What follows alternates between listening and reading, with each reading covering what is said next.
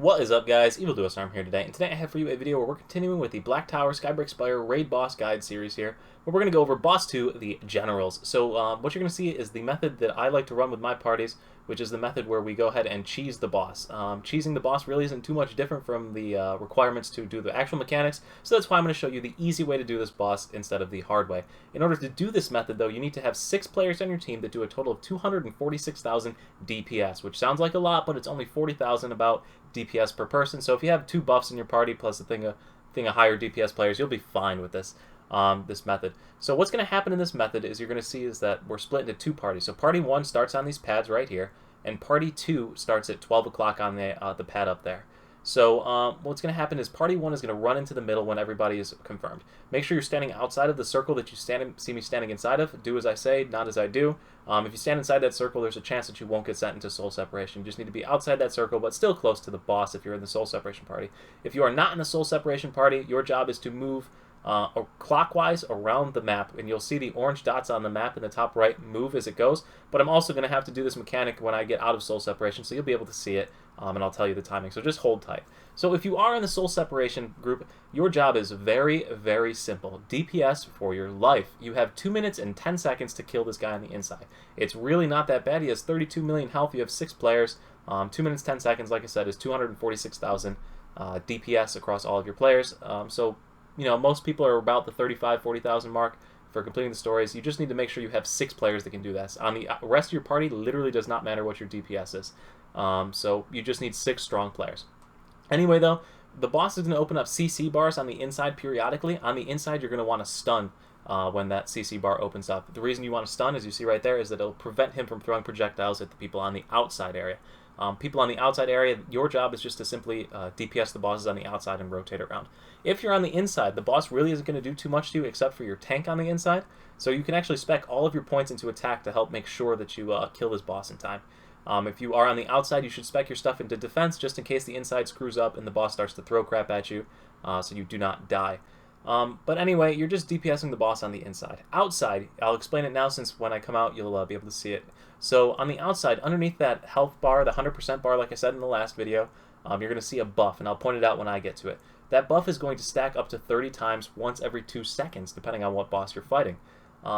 When that thing reaches 30 stacks, or if it reaches 30 stacks, you die instantly. No delay, no anything.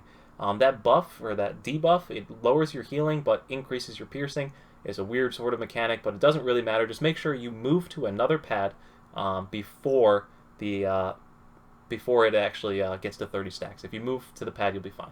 So if you're on the inside, you're going to pick a pad to go to right now. It doesn't really matter which one you go to. You just have to get to a pad before you fall out of soul sep. Otherwise, you probably will get pegged by a spear and you'll die. But as long as you make it to your pad, you're fine.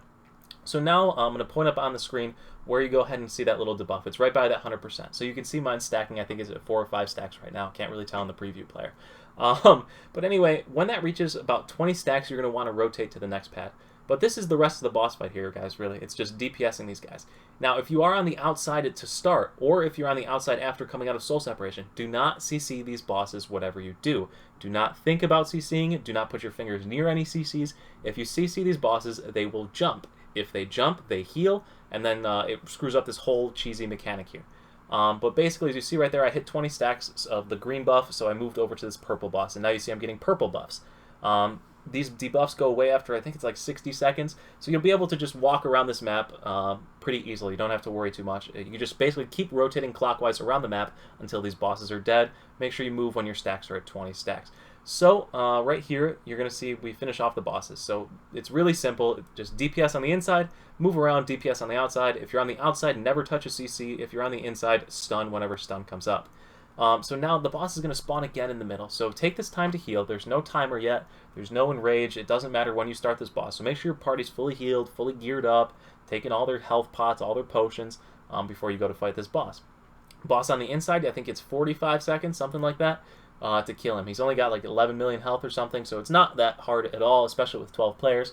But you're just going to come out full damage, full DPS, and wail on this thing. So make sure all of the buffs are off, like blue buffs, soul burns, Gunner Z's if you're going to need it, depending on how DPS-wise your party is or how strong your DPS is on your party.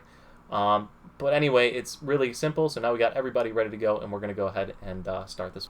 So the fight starts, everybody runs in, goes ahead and starts DPSing the heck out of it. So have your tank going first to take aggro, and then just pop all of your buffs, blue buffs, soul burns, everything, and as you can see, it's going down pretty quickly. It's not too much of a challenge at all. Just a straight DPS race. Pop all your buffs, pop everything you can, and take it out. And as soon as this boss dies, the boss fight is over. So anyway, guys, I hope you find this video useful. I hope it gives you an idea on how to run this boss. I'll try and make one on the actual mechanics too for parties that don't have enough DPS. But really, if you don't have the DPS to do this part, you're not going to have enough DPS to do the next boss either. And you probably didn't have enough DPS to do the first boss as well. So this method should work for all parties that are coming into this point.